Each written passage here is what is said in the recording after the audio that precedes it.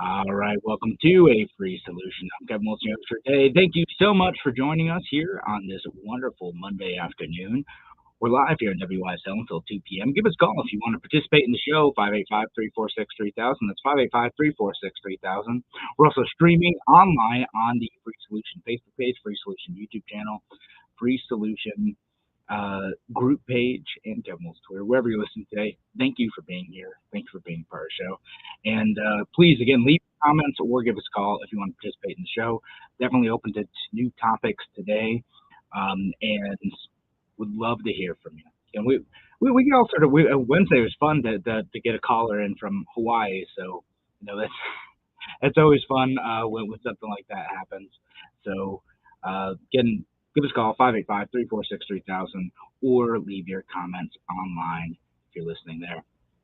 And all right, so today, what I want to start with, just talking about Rochester violence again. It was, the past week, a few different things have happened. Unfortunately, a 3-year-old was shot, and it's tough to figure out what the best way to respond to these things are, right? And it looks like so far the Mayor Malik Evans is stepping up with more patrols in the area where that happens.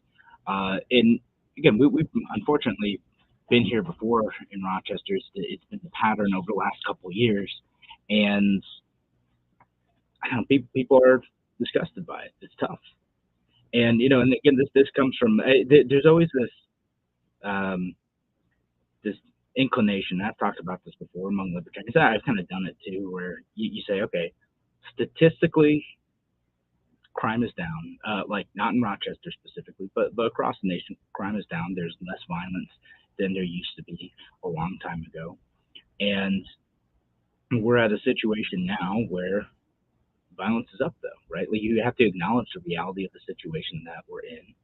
And so we can come back to, again, what's the best way to handle this? Is it handled through uh, more police presence? Is it handled by taking away guns, taking away people's means of being able to kill another human being easily, right? That's so the argument goes. Is it uh, through other support programs? Is it through violence intervention programs that go outside of the police? Is it through mental health programs?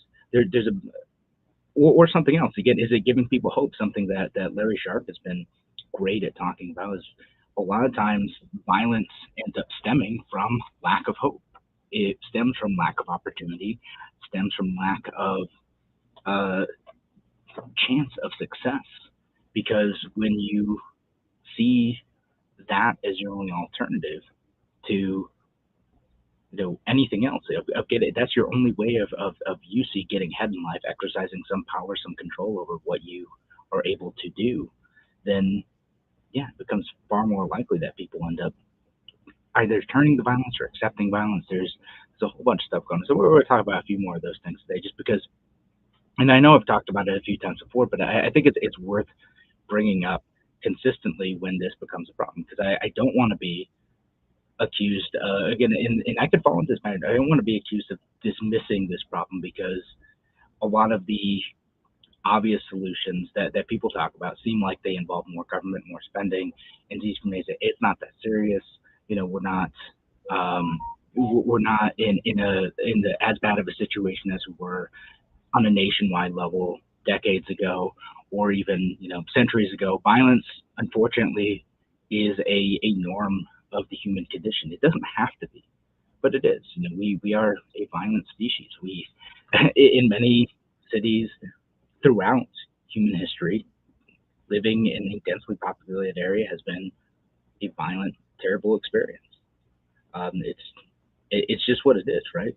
And again, I say this as someone who's fundamentally optimistic about humanity. I think that most people are fundamentally good. Most people, most of the time, and a small percentage of the population are going to be bad in certain circumstances, and then an even smaller percentage of the population are going to be bad no matter what. So we'll talk about all this stuff. We'll just kind of review this situation, talk about violence, bail reform. Bail reform is another one too.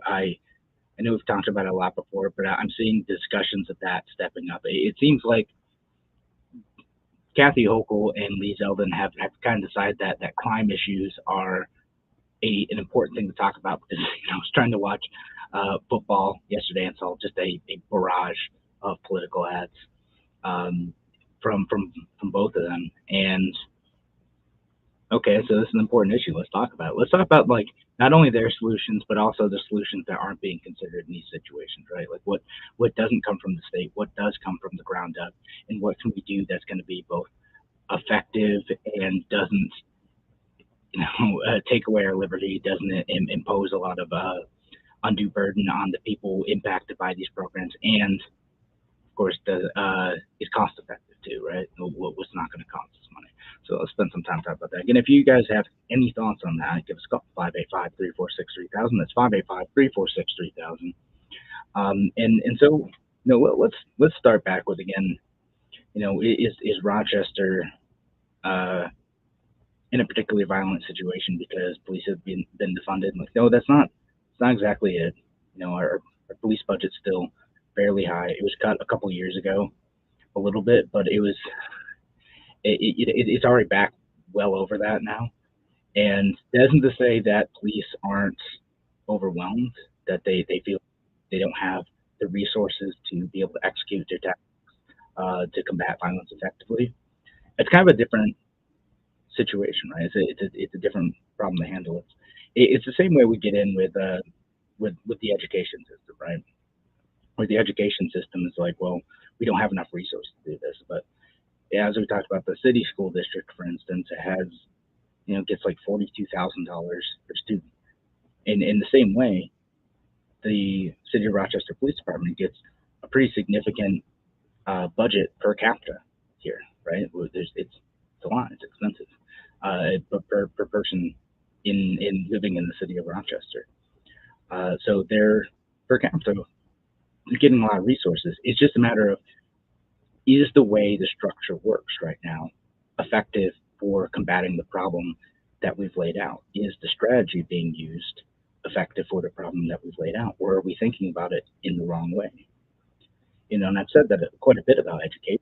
It's just throwing more money at the problem isn't necessarily uh, the only way to fix this. Because if you keep going, if you're throwing good money after bad, if you're doubling down on an investment that isn't fundamentally solving the issue, you need to step back. I think I want to say it was Elon Musk who said this, but he might have been quoting someone else. One of the biggest mistakes companies can make is optimizing something that shouldn't be done altogether. That's how I feel about certain parts of policing too, and so we're going to talk about that, because we kind of stepped away from like the actual like reforms that could have come out of the defund the police movement, not the radical actually abolish the police stuff. As I said before, I'm not really for that. But there were some reforms that could have come out of that could come to Rochester, that have come to Rochester, some of which have started and some of which are still kind of forming right now. And I'll get to his comment online too. James uh, on YouTube says the retirement versus recruitment levels are way off from what I understand.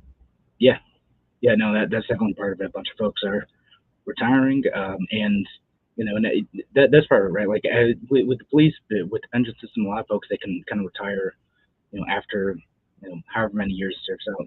Depends on what the structure of your contract is, but and they kind of count on new folks to join up, but it's tough, and people are hostile to police. And again, I think part of that is the lopsided expectation of what police are expected to do. So again, we have the situation where they are one of the many tools that could be used to solve violence in the city, but not the only one. And again, it's a matter of how are they stopped? How do we stop the immediate violence, right? Like, do you need some extra thing to come in right now, stop the immediate violence? Is that going to be effective? And we already have that. We have police surge in this area. We have some federal resources in this area.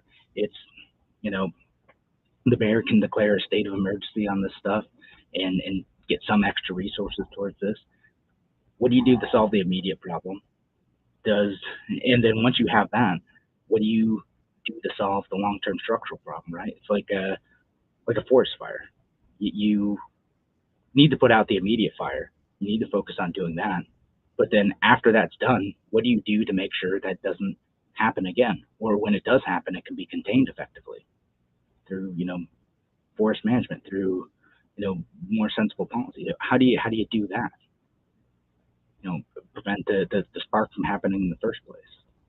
So again, we're going to talk about both those things, all those things today, just because I think it's worth hitting. Again, I think there's that poll I covered last week from Singapore. The kind of top two issues were the economy, which we talk about all the time, and crime. And again, this is a tough one for libertarians to talk about because we want people to just be left alone. But the whole thing that we always say about libertarianism is, the government shouldn't get involved unless you're hurting people or taking their stuff. So it's easy to say, just leave government to them. But like specifically though, okay, what situations? What do you do when someone is hurting someone or taking their stuff? Where should the government get involved in these situations?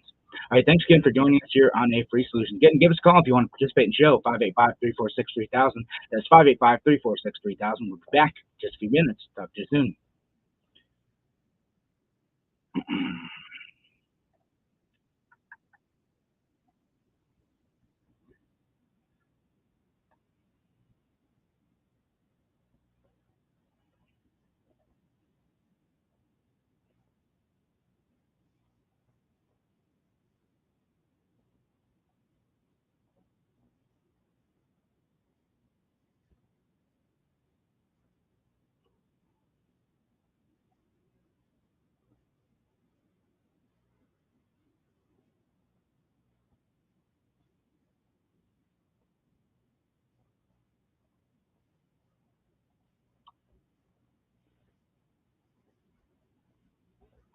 Man.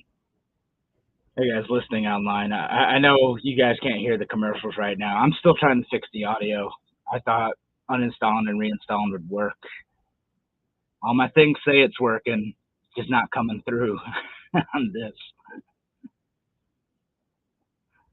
My browser settings changed or something. Know what to tell you.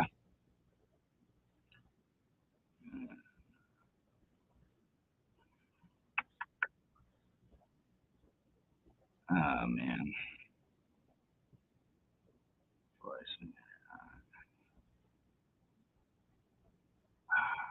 Why?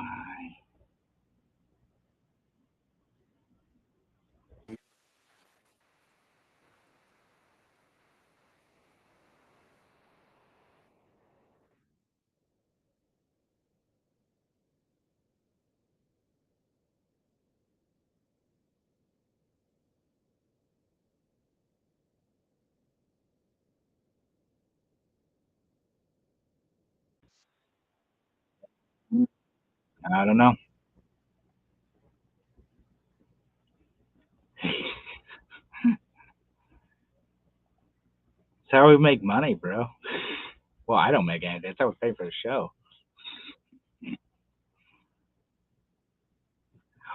Welcome back to A Free Solution. I'm Kevin Wilson, your host for today. Thank you so much for joining us here on this wonderful Monday afternoon. And again, we're talking about violence in the city of Rochester. What are some of the solutions to that?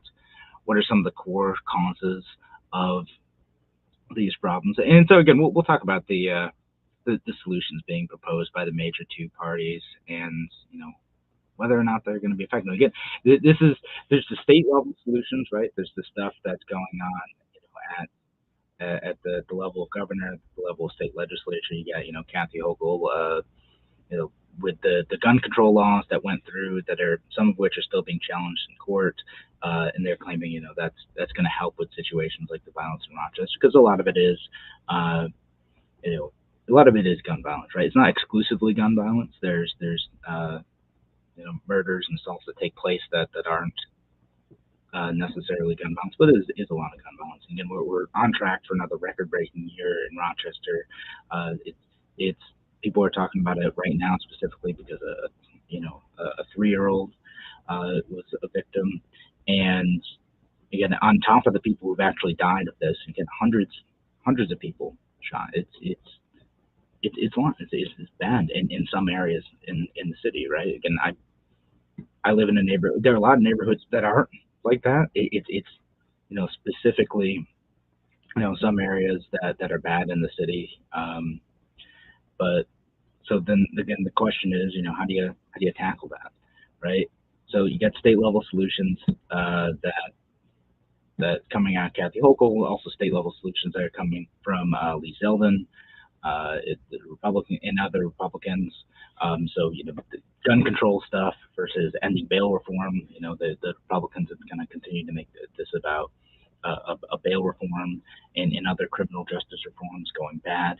And then you have some like local level solutions too, which are to increase police presence in particular problematic areas. Again, so like I said, it isn't every neighborhood in Rochester. It's a handful of areas where the interpersonal relationships between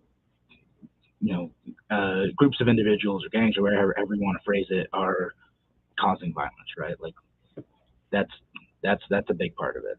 And then, okay, so what can you do on the local level, right? There's solutions such as the police thing, as I mentioned. Then there's also solutions like, okay, send in nonprofit groups to talk about it. And I know folks on the right like to joke about like social workers, right? But as I said, it's not all that ridiculous to want to intervene with people who are likely to commit acts of violence because they don't see they feel so unsafe, or they feel so disillusioned, or they feel so hopeless that turning to violence seems like the answer. Because again, if you get into the mindset of like, well, what's even matter anyway? Like I'm seeing people around me die. I'm seeing what's happening in my neighborhood. I might as well pick a side to protect myself because otherwise I'm just a victim caught in the crossfire. There are people who unfortunately get to thinking like that, and that's where a cycle of violence can start, where you do that and you see what happens to your friends and you want to seek revenge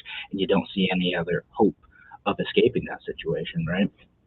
So you get the kind of government oriented solution to this, and sometimes nonprofit oriented solutions to these situations where you have folks who come in, try to talk to folks, try to give them other opportunities, try to give them something to do. Again, a lot of this are young people, not exclusively young people, but it tends to be a thing among folks who are younger, more impulsive, who are don't see any hope for a future, don't have any opportunity to succeed. Maybe they go to a school where that violence is surrounding them, and so you got, and that's part of the other local solution too. Is like, what do you do with the school situation? Rochester did start to move towards taking school resource officers out, and so I got mixed feelings about that, to be honest. If these officers could effectively stop violent individuals from acting in school, right? Like again, the small minority of folks who are actually going to cause trouble and make it difficult for people who are just trying to go and get an education and live their lives. If they're able to intervene effectively in that situation, great. The problem is again, sometimes the school resource officers, not everyone, but some school resource officers in some areas uh, end up using that power to be proactive in getting kids uh, in trouble for stuff that isn't necessarily violent, or sometimes it is. It's a fight. It's something going on. But instead of moving them towards intervention and getting support before they do something that really hurts someone, they end up with a criminal record, and it ends up kind of haunting them for the rest of their life. They end up getting labeled someone who is a bad, violent person, and it ends up becoming a self-fulfilling prophecy. Uh, read a comment from Gene on Facebook. It says, I drove a school bus in a neighborhood where the normal conversation on Mondays was which of their neighbors got shot over the weekend. Seriously, what can be done? Yeah, I mean that's that cycle of violence. So that's where you get in those solutions where you got to immediately put out the fire, right?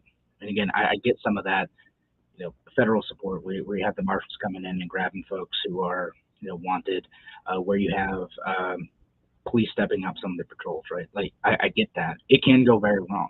I don't think the progressives are wrong where you have a bunch of police on edge.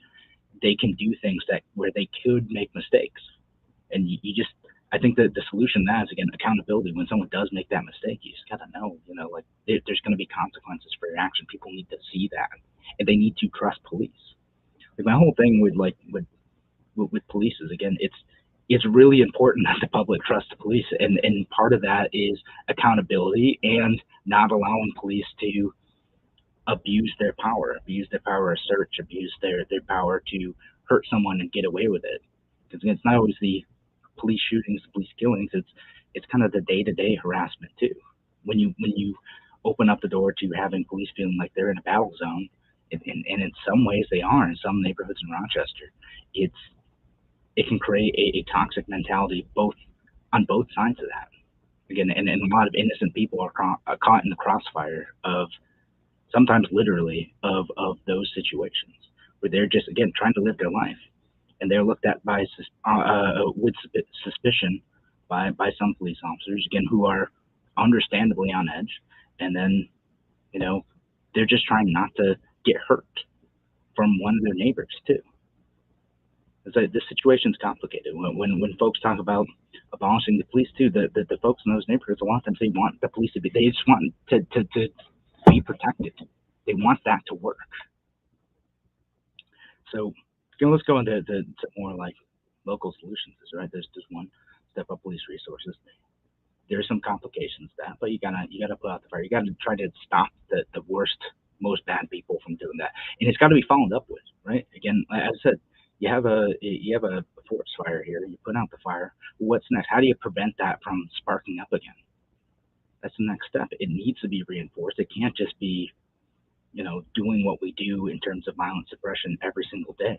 And it seems like we never escape that. Next step is, okay, provide support for folks and provide alternatives to folks immediately calling the police. That's part of it, right? Like I do like the like Cahoots program that they have up in, was it? I don't remember. So it was some city in like Oregon or whatever, where we're starting a program similar to that in Rochester, where you call 911 for someone having a mental health crisis. It isn't necessarily a police officer coming in. It could be, but it's someone who's a trained mental health professional who can come in and help, right? And that's a good thing, right? And again, if you're trusting, if you're worried about the police, then hey, that's another way, that's another good solution that could be out there, and it can keep police focused on the actual violence, right? Like, again, that's not if you have limited resources, you have limited people who are available at any one given time to address any number of situations, and they have to choose between going to help someone having a mental health crisis or continuing to pursue someone who's involved in a potential violent situation that isn't necessarily mental health related. Okay, like it would be great if police could focus on those things, on stopping the violence, rather than the mental health things, where you have folks who are specifically trained for that situation to do that. This is not unheard of either. This is the police in many cities used to be like the ambulance drivers. They used to be the ones who take you to the hospital, and that stopped. We stopped doing that after a while, because and at first it met with a lot of resistance. Lots of folks are like, "There's no way that like anyone else can do this. What if someone's being unruly? What if someone's being violent? How are you going to have like medical folks deal with those situations?" And you know what? They did. People figured it out. We got specialists for that sort of thing. It worked out. We could do the same thing with other aspects of it, right? It's some some people, they're having a bad day. Police get involved in that situation. They are worried and defensive, and it's understandable. And there might be some folks to jump in and better handle that situation. That's part of one of the solutions. Thanks again for joining us here on A Free Solution. We're going to be back in just a few minutes. Give us a call if you want to participate in the show, 585-346-3000. That's 585-346-3000. We'll be back in just a few minutes. Talk to you soon.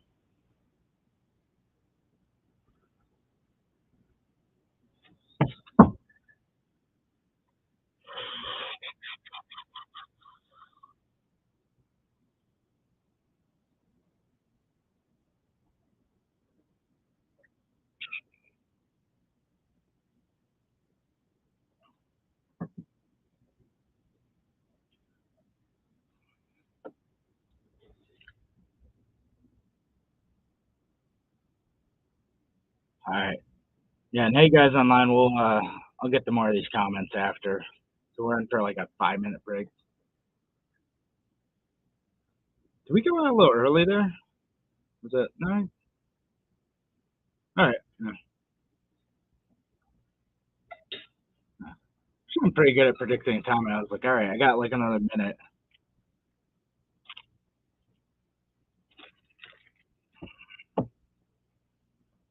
Yeah, no, I guess so.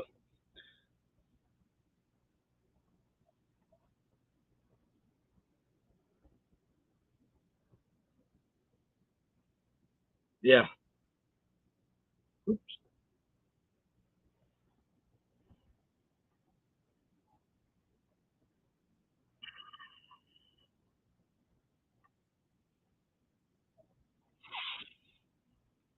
Alright.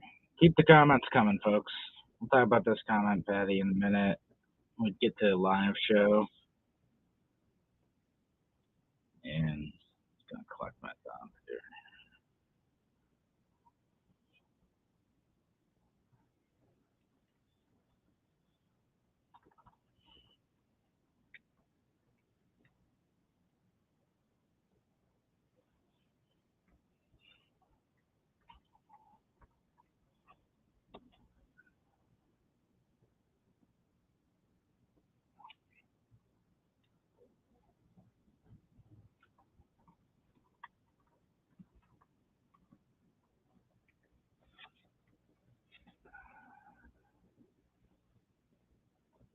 Okay.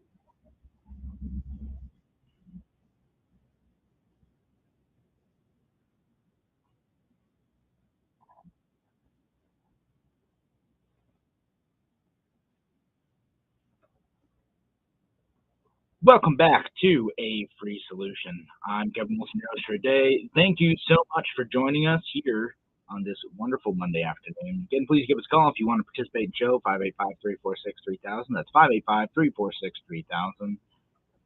Or leave your comments online as well. And we'll get to a couple more that came in right before the break. Patty on Facebook says, here in my little upstate city, it's been stabbings and knife-related murders this year. People are exploding with anger. Again, yeah, it's I got 2 points about this, right? Like, and this becomes important when we think about, how do we actually solve this problem? Is one, it's not just gun violence too. It's other forms of violence as well.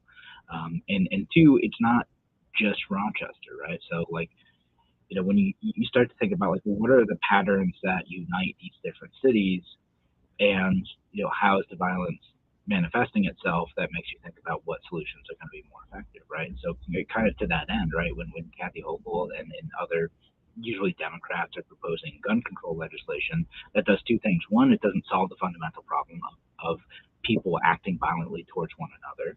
Two, it doesn't, despite making it illegal, it doesn't actually make it impossible for bad people to get guns. It just makes it illegal for law abiding folks to get guns.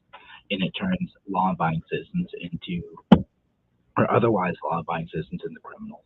And I think most of you listening who've been listening for a while know my stance on self-defense is that the Second Amendment does limit the government from infringing on that right to self-defense. Again, a right that we already have, and the Second Amendment just limits the government at the federal, state, and local level from infringing on that right.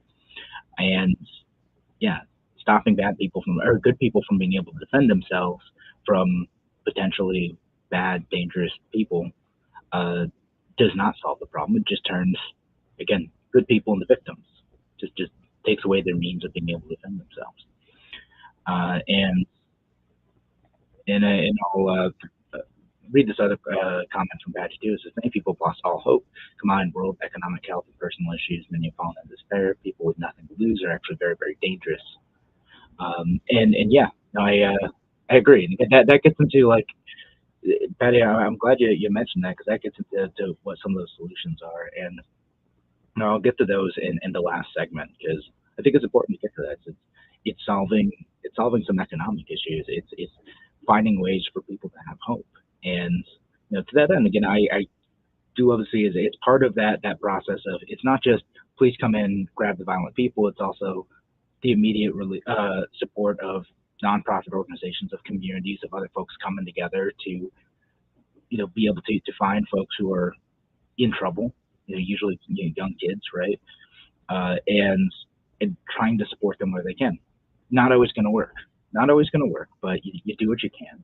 And for those families who are on the edge, for those families who are terrified, fearful, and doing things to, again, as I mentioned, doing things that could lead them down a dark path, like finding support where you can. It's intervention, it's support. Uh, it doesn't necessarily have to be government in this case. It can be nonprofit organizations. There's a lot of folks trying different things in the city to do that. But again, sometimes it's not always direct. Sometimes it's not always direct violence intervention. Sometimes it's just making sure that people feel safe, or there's somewhere for them to go, that there's effective third places, right? And by third place, I mean somewhere to go that's not home, work slash school. It's where can you go to just hang out and build community? That's in a safe way, right? That's doesn't always have to be the government doing that. I know a lot of folks on the left think like, oh yes, libraries and rec centers. Like, yeah, okay, maybe, but like more than that too. Can businesses thrive and create a safe space for people to just be? Right? That's important. But if those businesses can't survive because of the conditions that the state and local governments have set out, then where else are people going to hang out? Sometimes in a government approved place, or sometimes, no place at all, but go to an empty lot and hang out, right? So yeah, it's, maybe no one's doing anything that's bad there, but sometimes it creates situations where it drives people to do ugly things. So let's talk about the state level solution again. What the big debate that's going to happen on the state level, right? So you got, I already kind of mentioned what Kathy Hochul's mentioned. She uh, supports greater gun control laws, and then the bail reform stuff, right? Is gonna. I'm weirdly like kind of caught in the middle with these candidates, and which is why I support Larry Sharp, because he supports policies that are a lot more sensible, like a more sensible approach to bail reform than either Democrats or Republicans, and protecting our liberty on Second Amendment issues. But you got this. She supports the gun control laws. Those aren't going to work. It's not going to work. It hasn't worked. It will continue not working. It doesn't make us safer to make law-abiding people defenseless. Full stop. That's what it is. And it doesn't fully get rid of the problem anyway. People are going to be violent, So for the handful of folks, if you don't solve the underlying issue, there's still going to find a means to do that. And so on the bail reform stuff too, I've mentioned this before. I haven't really changed my position too much on this. Is that the bail reform itself isn't really the problem, right? Like, no one should have to be in jail because they can't afford to pay money, right? Like that's what bail reform intended to address. And you also know, like on that, because this isn't a problem specific to Rochester, this isn't a problem specific to New York State. There's a violence problem going on everywhere. Some places that had bail reform, some places that didn't. Crimes are going up everywhere, right? Like it's not a issue specific to this place at this time. The bail reform part of that, I agree with that. I don't think reversing that is going to reverse the trend of violence in the city, because that's not the fundamental. Because again, if you have money, you can get out, unless your proposed reform, which I've heard people say, but I strongly disagree with this. Unless your proposed reform is everyone accused of violence, we suspend habeas corpus, and decide to uh, just lock up everybody who is even accused of violence, then uh, yeah, I mean that's one thing it could do, but we're talking about suspending the Constitution here. No, we can't do that. So what can you do? Again, you could have reforms where you introduce some level of, when accused of specific types of violent crimes, there already is some level. You can't have bail in some cases. You can't have restrictions such as home monitoring or frequent check-ins, or you can't have detention in certain situations. But okay, expand the ability of judges to be able to do that, right? And then be able to have quick remedies where there's unjust situations where a judge might be acting inappropriately for someone who may have been falsely accused, maybe not, but be able to get someone released if there's not sufficient evidence to hold them until trial. And then it's really important that we do that's constitutional stuff. Again, I made the comparison to folks who were accused at the January 6th stuff. There's some folks who were held for a long time who may have not actually done anything wrong. Okay, so for those folks who are awaiting trial, who are separated from their families, their jobs, their communities, you don't want to hold those folks if they didn't actually do anything illegal. That's really important. Like our constitutional system does that, because once you get rid of that, even for situations like addressing an emergency of violence, it can be used against you too. So again, what we can do is I'm not saying that the system we have is perfect. I'm just saying that the bail reform, making it so that someone isn't held just for money, is a good reform. The system never held people who are accused of crimes just because they are accused of being dangerous indefinitely. That's not what happens. They could pay their way out. That's always been a thing. And we don't want to hold people indefinitely based on an accusation. Then we're throwing out the Constitution. So what we can do is, again, just move a little bit towards an evaluative process to be able to have people detained in those particular types of situations where you have a certain amount of evidence to be able to detain someone until trial. But you got to be super careful about it. Like I don't know that. So I think there's a way to be able to adjust that reality in this situation without throwing out the Constitution altogether. And We'll read a couple more comments. Gene says, "Our president said that constitutional amendments are subjective." Yeah, no, he sure did. I mean, so President Biden, President Trump, President Obama, like they're all pretty loosey goosey on the Constitution. So forgive me for not trusting the opinion of the president on that stuff. And I know Facebook users saying I was talking about them. I don't know who you are, man. You're anonymous in here. Um, but so we talked about again the bail reform, talk about gun control laws, and Wickerman. I want to talk about what can we actually do, right? What are some reforms that could help solve the fundamental issues? It's not just immediately putting out the fire at this point. It's not providing immediate relief. What do you do for a long-term situation to make these things better? Thanks again for joining us here on A Free Solution. Give us a call if you want to participate in the show, 585-346-3000. That's 585-346-3000. We'll be back in just a few minutes. Talk to you soon.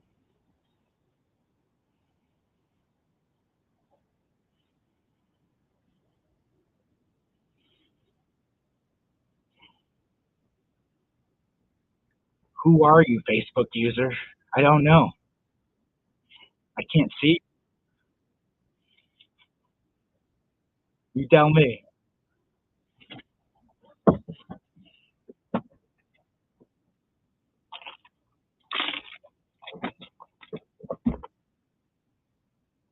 Oh yeah, someone's just like say say my name because they must be referring to when I was talking about my criticism of like bail reform.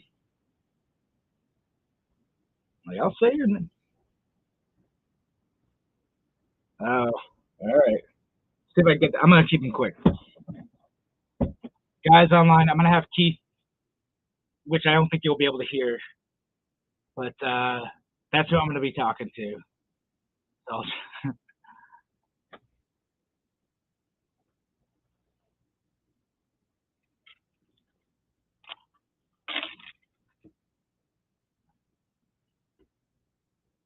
that's right. Producers reminded me to go to WYSL1040.com. You could always listen to a stream there too. Tune in radio app. That's the other one.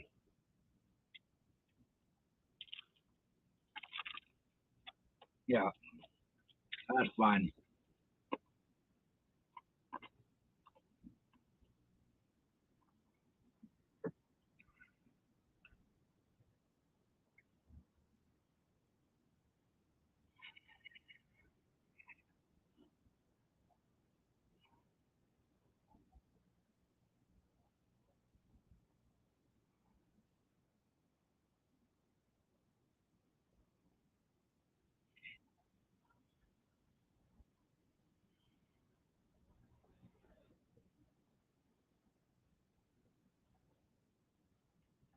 Welcome back to A Free Solution. I'm Kevin Wilson, your host for today. Thanks again for joining us on this wonderful Monday afternoon.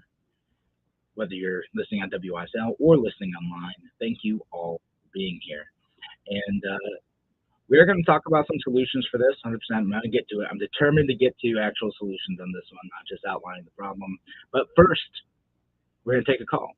Keith is on the line. Keith, welcome back to A Free Solution. What's up?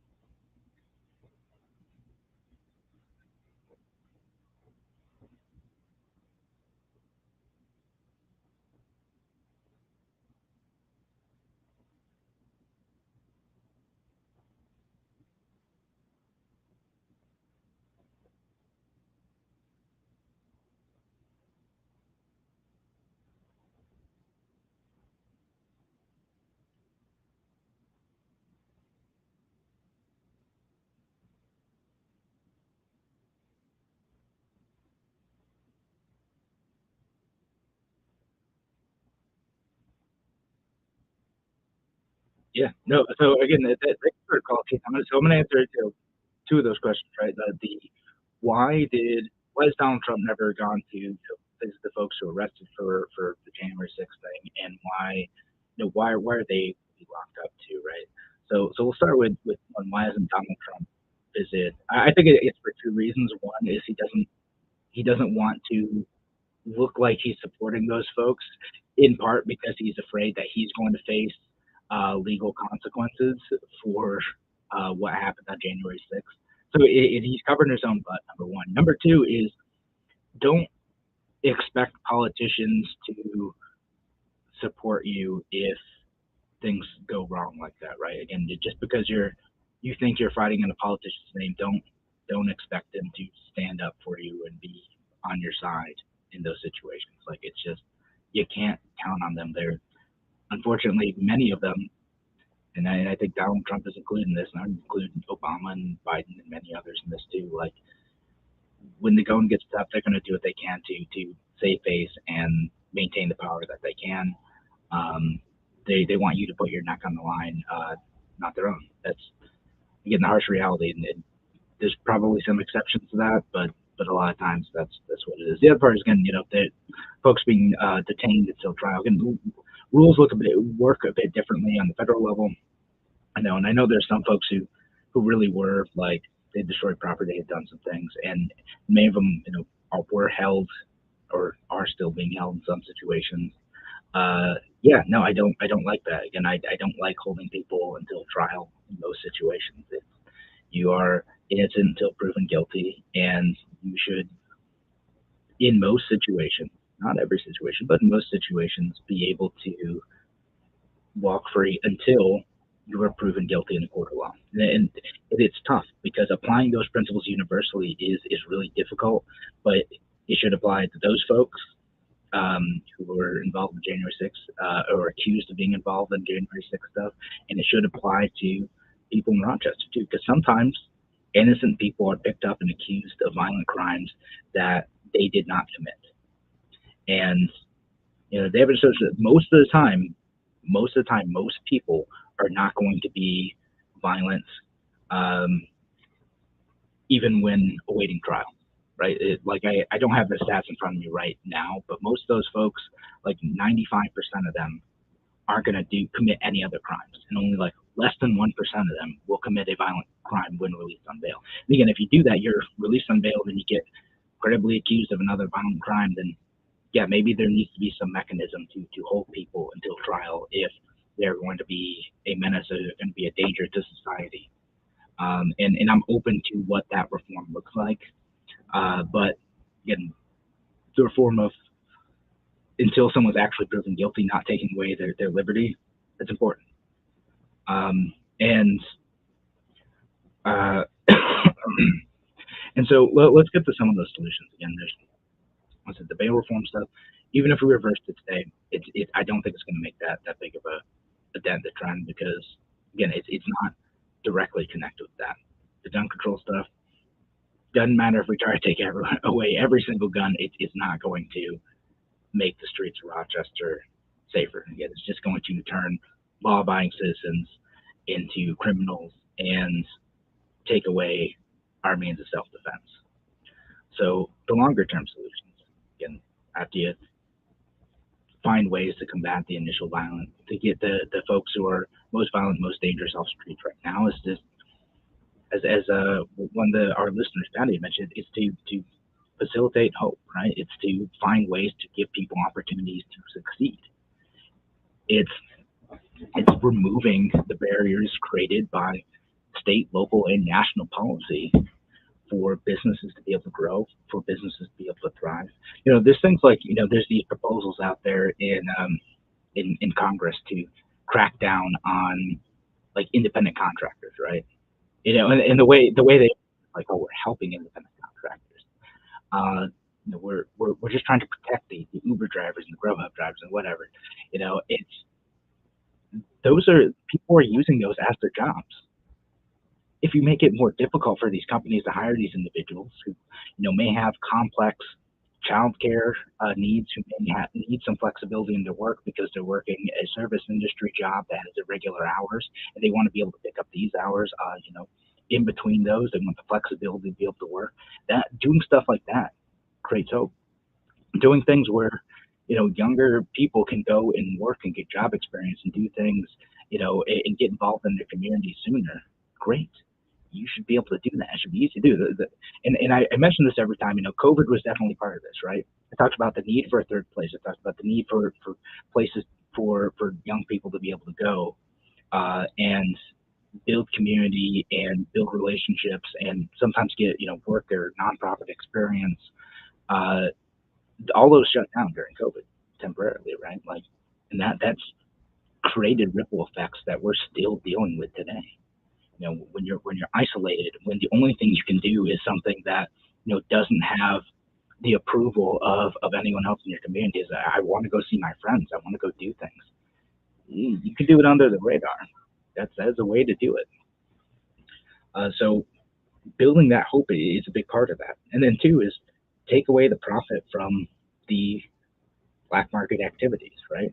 We're moving towards that with some marijuana laws in New York State, but I think the black market is still going to stay in place uh, even with the marijuana legalization because it's going to be so taxed and so regulated that the black market is going to stay in place, and there will still be profitability in transporting and selling marijuana illegally. And when you have that situation, what ends up happening is that you can't go to the police, you can't go to the court system to figure out disputes, right? You can't just say, hey, this person ripped me off and I'm going to take them to court to try to get my $500 worth of goods back to get some sort of compensation. What you do? Well, you threaten them, use violence against them. You go and forcefully take the thing that was taken from you. And when you have situations where, well, it's operating in the black market, so by asking for relief from injury, you end up, showing that you committed a crime. Well, you're not going to do that. And then even when you do, when police are overwhelmed with solving a whole bunch of other problems that we could have other organizations and other individuals and other specialists solve, they're not going to get to some of that petty stuff anyway all the time. Well, that's what's going to happen. That unfortunately, that's so. When you're able to do that, you're able to have police focus on just the most serious issues. When you have hope, when you eliminate the black market, when you create new opportunities for people to be able to thrive in the economy and start to move towards safer communities, we'll see a drastic reduction in violence. That's the hope. That's what we have to work to create. It's gonna take a lot of work. Thanks again for joining us here on A Free Solution. I will be back on Wednesday. Tomorrow, Larry Sharp will be in. Have a wonderful, wonderful week, folks. Take care. You too.